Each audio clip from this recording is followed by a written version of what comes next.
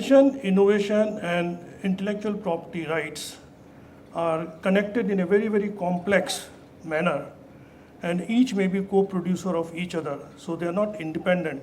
So for chemistry students, it's a two-directional arrow which works. At all times, an integrated view must be evolved.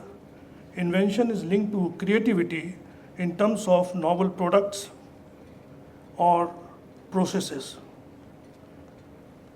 One of the points I would like to highlight is that we should be quite aware of what each of these terms mean.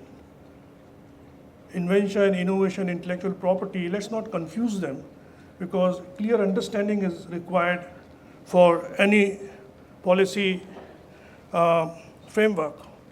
So I go with the first WIPO concept on intellectual property. Until now, or until I would say 3 decades back, it was felt that IP was the area of only lawyers, but now we realize very much IP is a collective effort of scientists, researchers, other individuals, craftsmen, writers, put everything together, and that's what leads to creativity. And hence, it is very important that we should not get bogged down by the fact, oh, I am not a lawyer, so I cannot handle this subject. Please remove this doubt from your mind, because that's not very true. Creativity, humans are inherently creative.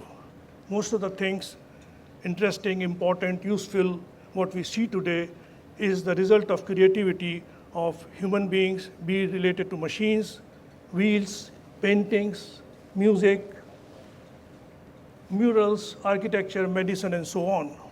Again, as I mentioned, creativity is an outcome of complex interaction. It is not a very straightforward thing. It may have the scientific input, it may have the technical input, it may have sociological input, it may have economic input, and once you put everything together, and that's where a creator is going to come up with some new ideas and new products. So this is a continuous process. Now, invention, if you look at definition-wise, if you look most of the dictionaries in English, everybody talks invention is coming out with a new product or a process. So product, process, both are extremely important. So anything which does not lead to a product or process, new process, it may not be really called an invention. So, and we must learn to move with the time, what exactly the time calls for. Now, when we talk of invention, there are some critical elements. Like for example, it should start with the whole idea of problem solving, which would mean identification of the problem and also providing alternative solutions. Because usually in life, you have to come with alternative solutions, and only one solution or two solutions will work. Knowledge, what is and was around today and in the past. If something was already there, if you want to do the same thing in the same way, it may not be an invention.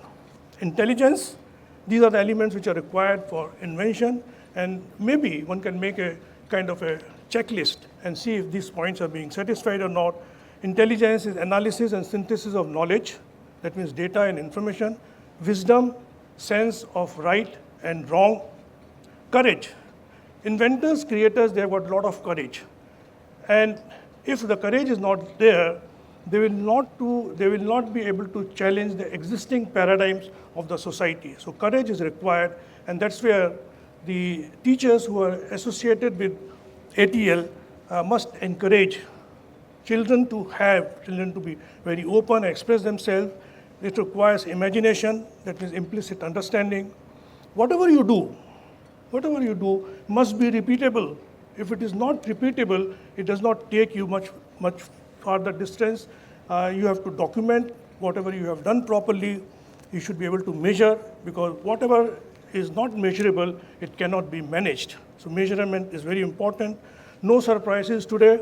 That means there are hardly any rare or no eureka moment.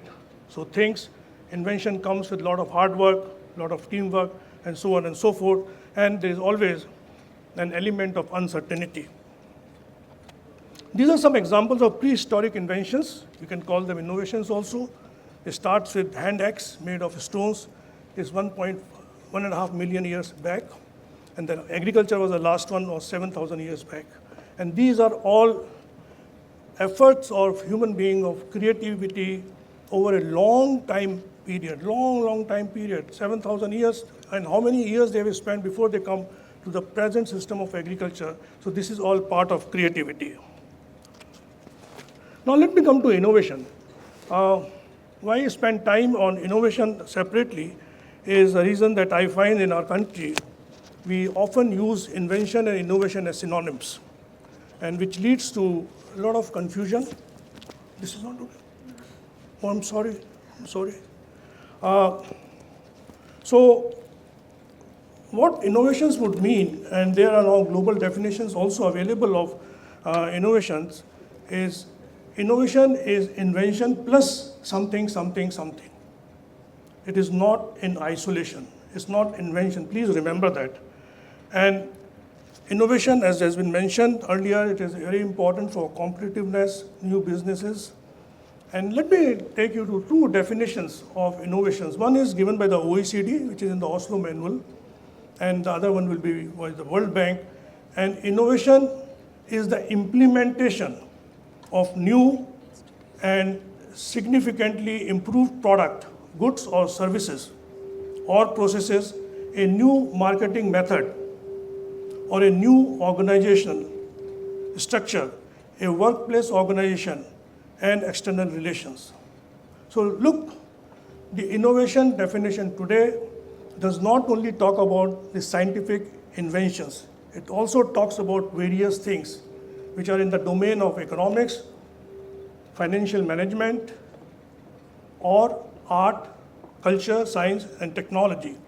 So what is the meaning of implementation? When a product is introduced in the market, or processes, etc., and other operations. Let's look at the World Bank definition of innovation. Innovation means technologies or practices that are new to a given society. Innovation does not mean that it should be a global invention. Invention has to be, from the global point of view, it has to be novel, but not innovation. They are not necessarily new in absolute terms. These technologies or practices are being diffused in the economy or society. It says what is not disseminated and used is not an innovation. So the emphasis is on use, dissemination of the innovation to the users. I'd just like to mention, many of you would remember the name of Bell Lab. In late 40s and early 50s, they were the leaders in inventing the transistors, the PNP junctions, and so on and so forth. And what do they have to say? And it's very interesting that we have a lot of people in India coming from educated from US and other places, but this point of view of Bell Lab, which was formulated in 1948, and innovation is a total process and not just a discovery of new phenomena, nor development of a new product, or manufacturing technique, or creation of new market. The process is all these things putting together. So what it translates to, let me go to the, okay. So taking from there, so if you look at innovation, is a function of invention, if you're talking about scientific invention, the marketing necessities, economics, production, after-sales service, supply chain management, and all these things put together, then only you come to an innovation in the real sense. And if you see, these are some of the other elements of innovation where I have included the standards and regulatory requirements. You see, any products which you put in any regulated industry, whether it is engineering or medicine, you have to follow certain standards and regulatory requirements. And my experience has been, and which is not a very short experience, many a times when you talk about innovations and product development, we hardly pay attention to the standards part. And if your product is not meeting the existing standards, no industry is going to touch it. Forget it. you may say anything about your innovation, but nobody is going to touch it. So attention to standards and regulatory requirements right in the beginning, in my opinion, is one of the essential elements of innovation in modern context. And then, of course, there are many other factors, but these are some very important things. So, at the same time, what is the relationship between innovation and invention? If you have an innovation, and does not have any legal protection by way of patent or by way of copyright, or let's say by way of design registration or trademark, it is not going to do very well in the market because people are there to copy your innovation.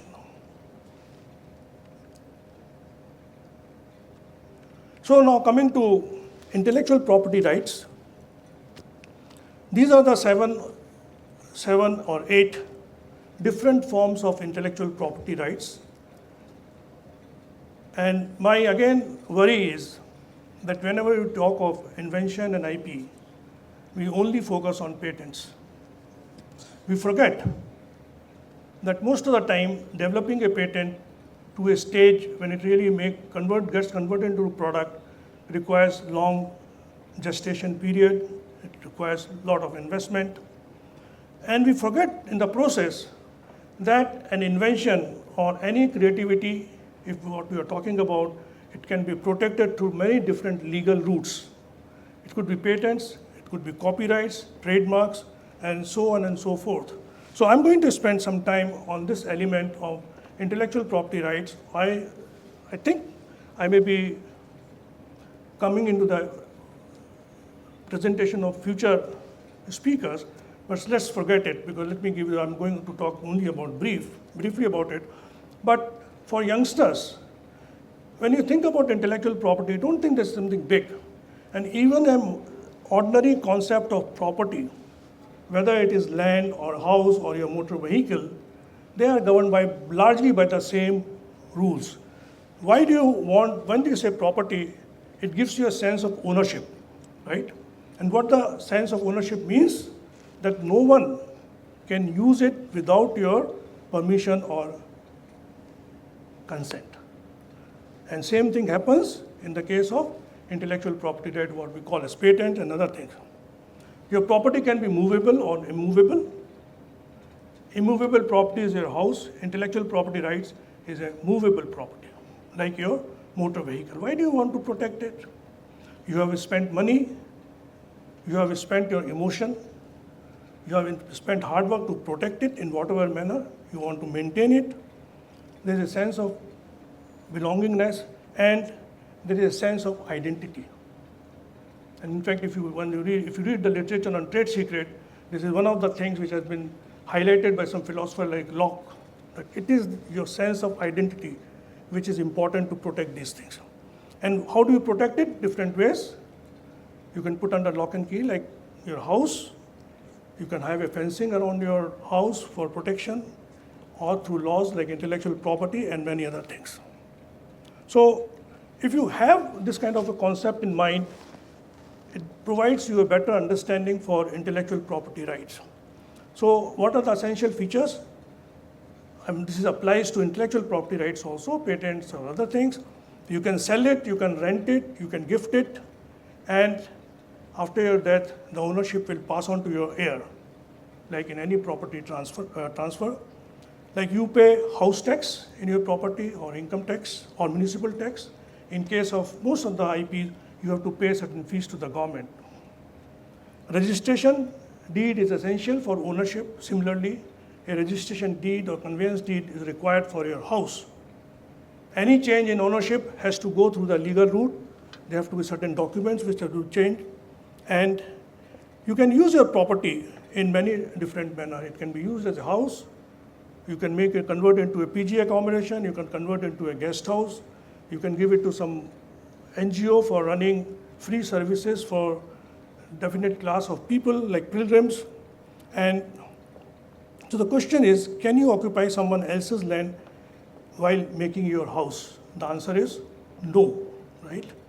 Because then house will also become illegal. It's called trespassing. So like this, the same concepts are applicable in intellectual property right also. But To have more focus, it's a monopoly right. I've already given that. Most of the intellectual property rights have got a fixed term. After that term is over, it will be going in public domain. Anybody can use it without your permission. It has to be renewed, except copyright. It has to be renewed from time to time, because that is the fees which goes to the government. It can be assigned, gifted, rented. Renting means we normally call it licensing. The most important part, intellectual property rights, will always entail an element of newness, novelty, and originality. This is perhaps the only right which can be simultaneously enjoyed in more than one country, right? Largely a territorial right held by legal entities. So there are many purposes and benefits, because this is a long list, and many of these points were highlighted in the inaugural session. So I'll read few of them. One is certainly a tool to avoid competition, so that you don't allow people to copy it. It's better management of your resources, financial, human, and technological. If you talk to the industry, they will be in a position to explain you better how resources are arranged around an intellectual property right. It's legally safe. If you want to launch a new product or a process, it's important. You want to take a lead in the market for assignment, joint ventures, mergers. You want to launch your own company, and this is something which is important. Many startups, when they go for VC dialogue and when they pitch their thing, they hardly have their own IP, whether it is copyright, whether it is patents, anything of that kind. So it's important. IPs can be used for raising funds from the banks, like you use your property. So why IPR now? Now, in India, the IPR become into focus after we signed the WTO agreement in 1995. It's important from trade. It's important for business point of view. It's important for economy. It's important for strategic reasons. It's very important for exports. So we don't have that much of time in spending time on each of these. Global positioning in Committee of Nations. That means where is status lie in the. Somebody said that we are 7th in the world. We have done so many. This is the positioning yourself in the Committee of Nations, sustainable development, and in Industry 4.0, the IP, especially patents, is going to play a very, very crucial role. Without that, it's something like we miss the first industrial revolution, the second and the third, and so on. It's important for wealth generation, because it's only the innovations and which are led by, let's say, invention, they generate money. And unless wealth is there, you cannot feed your own people. So it is a big source for generating wealth.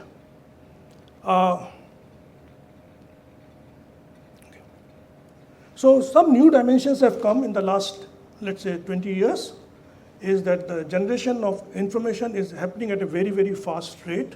It is something like 1 exabyte per year of digital information, which means 10 to the power 18 bytes. You can work it out how many bytes will be there, how many A4 size information would translate to. There's a renewed interest in determining inventiveness.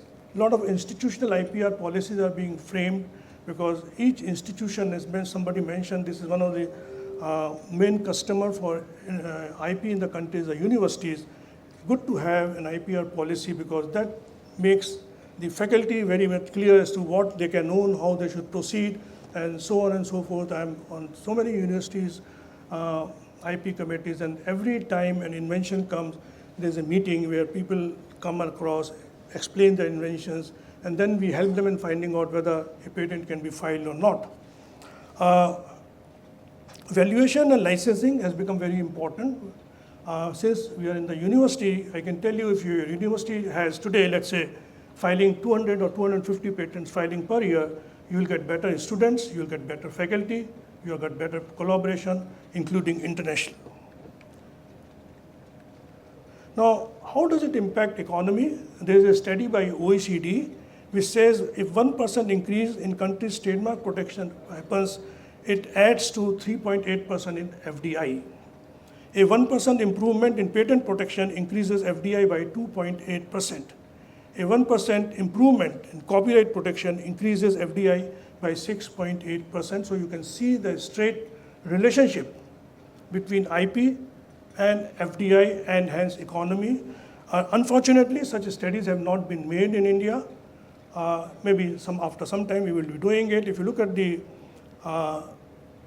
WIPO data on the contribution of copyright, so contribution to GDP of copyright industry, which may be films, which may be songs, music, it's between 10% to 2% varies.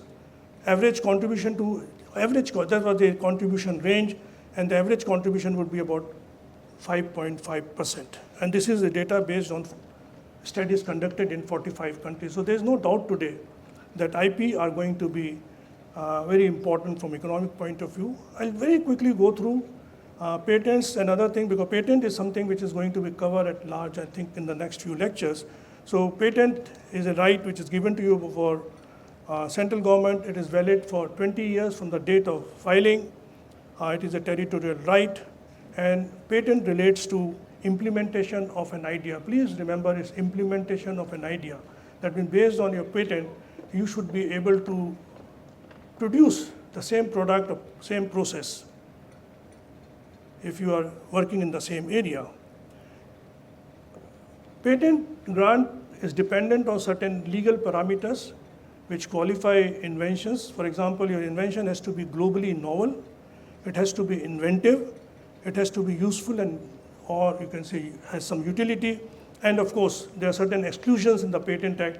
It has to satisfy those conditions. So novelty and inventiveness are key. Novelty is, that means you do a large survey of data, patent data, non-patent data, etc., to see whether your idea is new or not. Inventiveness, whether it is obvious. So if you are a teacher and some student comes to you and says, "Oh, this is my idea," and if the teacher feels that this is available in the textbook, he says, "No, it's not a good idea. It's not inventive." Inventiveness will be for young faculty members. Some student gives the idea and says, "Oh, wow." That may be a practical parameter to look at the inventiveness. Safety measures, even for safety measures you can get patents. I would have explained to you, but anyway, it's in shortage of time. And this is a all pin and gem clip. You take wire and bend it in certain manner, it becomes a gem clip. If you make a head and other end pointed, it becomes a all pin. And these are all patented at a certain stage of human endeavor. Copyrights, because I couldn't see anybody talking about copyright. So copyright relates to original literary, dramatic, musical, and artistic work. So literary work could be books, poems, computer software, articles, including articles published in journals, including technical and research papers. Artistic work would include engineering drawings, plant layout design, mold design, sculptures, murals, etc. And then the other area which is protected under copyrights is the cinematography, films, and sound recording. But these are the essential, the kind of work which has been defined. But beyond that also, the copyright provides certain extra rights to the following people, like for broadcaster. Performance right, for example, in a video somebody is dancing, the delivery of dialogue, acting, they can be subject matter of copyright. Authorship rights, you can always transfer your copyright to somebody, but you can never change the author. If Gitanjali has been written by Rabindranath Tagore, you can never say it has been written by R. Saha. But authorship will remain, and law takes care of it, and the moral rights. Moral rights would be whether your copyrighted work is being used in a proper manner or not. Is it being used in some kind of a thing which can bring bad name? This is an expression of an idea, not an idea. How you express an idea. Quickly, if I ask the school children, I'm talking about toddlers, to draw a painting of rising sun, right? So the idea is same, but 20 students in class, they will draw their own way. Somebody will make the hillock small, somebody is right, somebody is showing a full sun, somebody is a half sun, and each child is going to have copyright. And this is where I would like to say that even children can have intellectual property rights, but they will be governed by the property law of the country where the ownership will be along with the guardian. But as soon as you become adult, you can own that property. So these are some of the things on which you can't get copyrights. For example, ideas. Copyright is expression of an idea, facts, procedures, methods of operation, for example, instruction manuals, concepts, principles, and discoveries. So to these things, copyright will not apply, and you have to keep determining it from time to time. What are the rights available to you? You can reproduce, if you are a copyright holder, you can reproduce your work, you can present in the public, communicate it to public, perform in the public, and also make films or sound recording. If somebody wants to do these things without your permission, that would be a violation of your copyright. For example, if you have written a book and somebody wants to make a play out of it without your permission, that action would be an infringement of my copyright. Translation of the work, adaptation, and similarly for computer programs, there are certain provisions in the Indian Copyright Act. In case of artistic work, I've already mentioned, but what is important is depiction in 3 dimensions of a 2-dimensional work is a copyrightable work. That means if I give you a product and you make engineering drawing or drawing out of it, there's a 2-dimensional representation that is copyrightable. And similarly, if you have a 2-dimensional drawing work and convert into 3-dimension, that's also a copyrightable work. And this is very important. I don't know how many of you are engineering and physics student or otherwise, but this is an extremely powerful and clear provision in the Indian Copyright Act, which is not found in most of the copyright laws of the world. Being an engineer, I can really appreciate it very well. The life of the copyright is author's life plus 60 years. And that's for literary work, and for photographic work, it is just 60 years, and it goes on. So these vary sometimes. The plus 60 years was brought up, I think somewhere in 70s. Before that, it used to be 50 years. Okay. Now, trademark is a distinctive sign which identifies a product with a company. Who produces that company? It could be goods, it could be services. Your trademark can be words, letters, numerals, it's a combination of the two, drawing, symbols, and name anything which can be seen from the naked eyes. That's what, which can link your product to your company. So there's a concept of collective mark where many manufacturers can join together who are producing similar kind of work, and they can have a common trademark. Like for example, the potteries in Khurja, that may have a case of collective mark. Then you have a certification mark like BIA certification, which are authorized to give that certification. So only those agencies can, but they are all protected under the Trademark Act. The protection period for trademark is 10 years, and it can be renewed by paying fees. Famous trademarks, you can see, you must be seeing them every day. I don't have to repeat them, and there will be thousands added to this, or maybe 10,000 added to it. They're all trademark. And you know what importance of trademark? One thing is there that studies carried out in Southeast Asia have found that startups and SMEs rely heavily on trademarks. With passage of time, they obtain patents wherever it's possible. So first step is go for your trademark. Go for your copyright, because patents are going to take little time, and there are Southeast Asian studies which shows that if you have a trademark portfolio, it increases the yield of that company. Yield of that company, that means the revenue which a company earns, it can be a function of trademark and other IP. So if you are, I gave you the example, if you have 250 patents filing from the universities, you will get better students. Similarly, if you have a trademark which is associated with that, your universities or your organization can have a much higher value. So these are various things in the sense the advantages of trademark. It also indicates the quality of goods. It helps in advertising, creates brand loyalty. merger and acquisition. So these are some of the common things which may apply to all the intellectual property rights, including the image of your company. So this may happen with the patent, it will happen with trademark, it will happen with design, and so on. So I'm just leaving this idea with the youngsters. We always go for a trademark which is in English. And I've been talking to many youngsters. I saw this trademark in net. But India has got 14 official languages. Why can't we use these languages as a trademark? Be it Tamil, be it Telugu, whatever it is. I think if you have something in Tamil or something in Bangla, other people will find it very difficult, like we find Chinese. That is point number one. The point number two is the question, how do you generate trademark?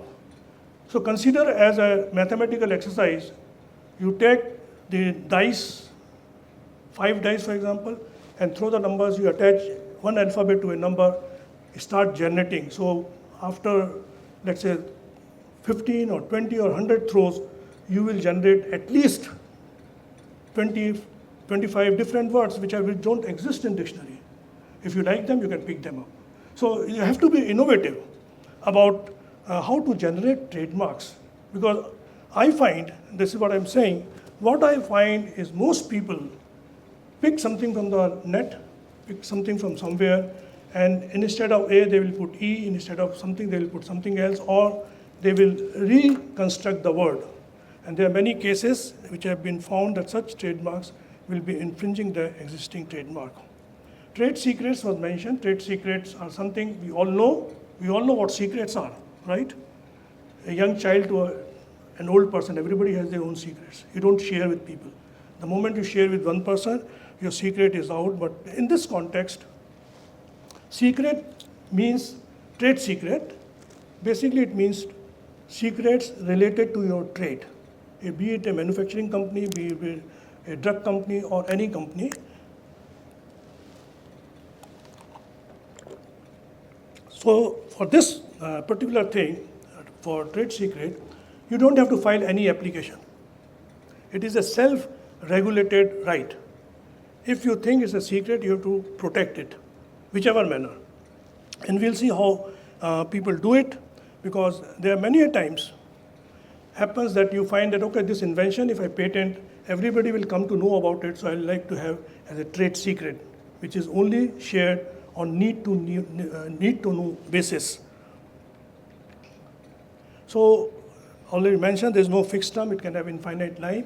And in fact, a very common example which is given is of Coca-Cola, and you know that it still remains that jinx or a hit which you get, it's a chemical formulation made out of some natural products, and which is kept as a trade secret. Nobody knows about it. Okay, so this is how companies, and in fact companies spend millions and millions of dollars to protect their trade secret. But the only disadvantage of trade secret is somebody comes along and does the same thing, you can't take that person to the court because you are not legally protected in that way. How it is important is you can always take legal action on people who have stolen your trade secret. Examples of trade secrets would be formula, pattern, compilation of data, your database, programs, product plans, product costing, name of your suppliers, best material use, and this list can really go on. This could be running into 100 items. So this is how you have to really protect your secret. And in your exercise for ATLs, I think this element should be told to students just to see that there is no tendency of copying student A from copying from student B. I think this is a message which needs to go. So what are the steps? You transfer information into some tangible form, such as to act as evidence of existence, maintain a record, proper record, how this trade secret has gone from point A to point B to point C. You have to maintain the data of creation of that work. Similarly, in copyright, if you write a book, the date has to be mentioned when this work was created. Otherwise, it will not have that legal sanctity. So there are many ways you have to keep information in safe custody. All kinds of things are there. So let me tell you, I was mentioning that trade secret law protects you under certain illegal actions. For example, theft, trespassing, spying, wiretapping, bugging your office to get the trade secret of the information, bribery, fraud, so on and so forth. And these are all acts which are illegal, even not as the IP laws, but even under the IPC or the new Nyaya Sanhita. These are considered to be illegal actions. Designs are basically how an article looks from outside in terms of shape, in terms of colors, in terms of line, or anything which is a visual way of judging whether article A is different from article B or not. It's very simple. Most of the product designers, especially shoemakers and in the FMCG industry, the clothiers, everybody follows industrial design concept very, very eagerly, and because there are scope for copying them quite a lot. So these parameters like features of line, contours, colors, shape, textures, and so on. Design rights apply only to articles, that means three-dimensional object. A postage stamp is not a candidate for industrial design. Okay? So these are some examples. Textiles, apparels. Why I'm showing it because this is another area of IPR which is not talked about very frequently. So it's not the motorcycle itself, but how it looks from outside. What is the appeal to the customers, youngsters, whatever it is. So that is what outside shape of a vehicle can be a candidate for industrial design. But while you file your application, you have to highlight the features. What are the features on which you think the design is unique? Jewelry. So it has got a life of 15 years, but you can have two components. First is for 10 years, then you can always extend for another 5 years. Integrated circuits. Now semiconductor technology is so much talked about. I'm sure everybody is aware what semiconductor is all about. Any device, anything semiconductor technology. And integrated circuits are the soul of any semiconductor. These are the circuits which actually perform the actual function. And so much so, on a tip of an Alpin, now you can fabricate few million transistors. So that is the complexity. And this particular law deals with the circuitry which you have actually crafted on the wafer surface or the wafer of silicon or gallium arsenide. So this is what is there. India, we have this law, not very popular yet, but the point is it has to be original, should not have been commercially used. About 2 years before the thing, it has got a life of 10 years, which can be extended by another 10 years, as the time goes by. So this is another right. I think people who are in the area of teaching physics, especially, let's say, electricity and semiconductors and electrical engineering people, they must have some idea that such a law exists today where you can protect their original work. Geographical indications is another form, which is not a part of ATL, I find, or the innovation mission. But anyway, these are the names given to a specific product which are known for their quality and known for the fact they come from a very specific geographical location. Okay, that's very important. So Darjeeling tea, Kanjivaram silk, Kulu shawl, Kangra tea, Muga silk, all that. Today we have got, I think, around 400 GIs registered in our country. And you can see GIs actually help the local economy to grow. So I've already mentioned this. The life of GI is 10 years, and it can be renewed after every 10 years. 10 years, it can be infinite. So this is another form of IP. This is a protection of new plant variety and farmer's right, which is again, I think in a university like this, in your innovation center, because you have a biology department, you will have botany people, you have got a zoology people, who are concerned with this plant. Don't ever think that was only patent. So new plant variety is basically for a new plant variety, and people who are here understand variety. That means you have all seen red rose, a rose color red, but suppose I develop a rose variety which is red rose spotted with blue, white and other pointers, that becomes a new plant variety. So a plant variety is to be novel, it has to be distinct, has to be uniform and stable. Distinct, I have already given the example. Uniform, which means that if you put so many seeds in a, let's say, 1 acre of land, your yield should be 80%, 70%, whatever you define. And stability would mean that crop after crop, if you produce it, you get the same kind of product. So these are the 4 elements of new plant variety which are actually protected. Looking ahead, I've got 2 slides, so just bear with me. I'm quite conscious of the fact that I've exceeded my scheduled time, but I'm not responsible for that. Until tinkering labs may become one stepping stone for later entering into the incubation stage. It is not necessary that work which you start in ATL, like when I visited this tinkering center in Noida, so they were using mainly DIY stuff, that is do-it-yourself stuff, but it exposes them what it really means. It set up a mental framework which can be used. Initial messaging for honoring other people's IP and protecting your own should be there. These children must be told that don't violate anyone else's IP. Like theft is a bad thing to do. Similarly, stealing somebody's IP is also a theft. This message, if it goes right in the beginning in the minds of children of class 8, 10th, 11th, then it's going to, we are going to reap a big crop out of this. So please, the teachers who are there, they must keep that in mind. And also, the important thing you must have realized that whenever we talk about IP, we are talking about something new and original. Push your students to come with something original. If he copies from net or somebody says, no, this is not a good idea, think. Make them think. That is very, very essential. This is a part of cultural change. And otherwise also, what is required in all schools, they should develop good science labs. Because I could see a relation between science labs and tinkering lab.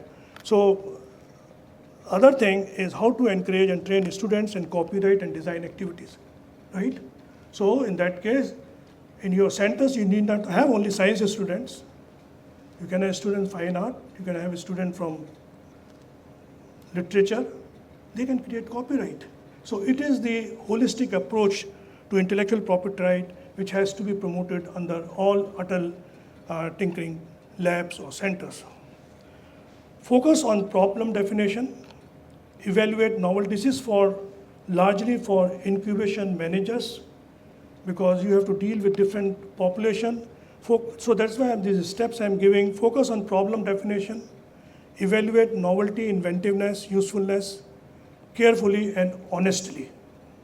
I've used the word honestly because I don't want to expand on this, but it always happens. And the first question they will say, oh, this is my own original work.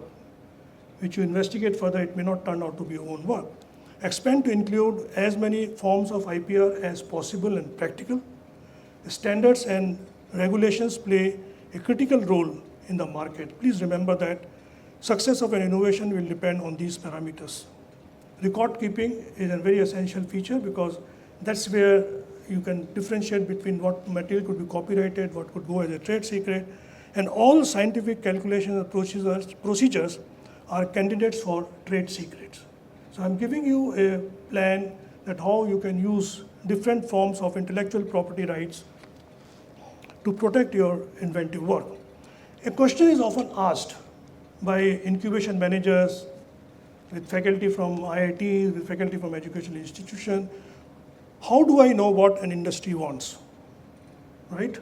The industry will say, they don't develop anything which is relevant to me. The teacher will say, they don't come to us. So how do we resolve it? It's a very difficult problem. So I suggest one way, because a lot of teachers are there and incubation managers, identify the industry which may benefit from the invention. So if you're doing for, let's say, an automobile industry, say, okay, I'm going to look at automobile industry. How do I look at it? Of course, there are annual reports you can see, market reports you can see. You can have a dialogue with the representative, which is often very, very difficult unless you know somebody. So one way could be that study their patent portfolio, which is available in public domain. Out of that patent portfolio, remove the areas which don't interest you, look at the patent document, read them. And I can tell you, after reading them, you really know what is the problem which is still missing and probably looking for a solution. It's a long task, difficult task, but it's important. That is the only way bridging the gap between industry and academia. We have been talking about it. Nothing has changed much in the last 10 to 15 years. So this is something which is very practical and concrete, can be used. And does your invention come close to 4 above? If answer is yes, you proceed. If the answer is no, change your problem. Start working afresh. This is how the iteration has to go on. So I'll stop there, and I'd like to thank you for your kind attention. Also thank Atal Mission, the WIPO, and the university for giving me the chance. Have a nice day. Thank you very much.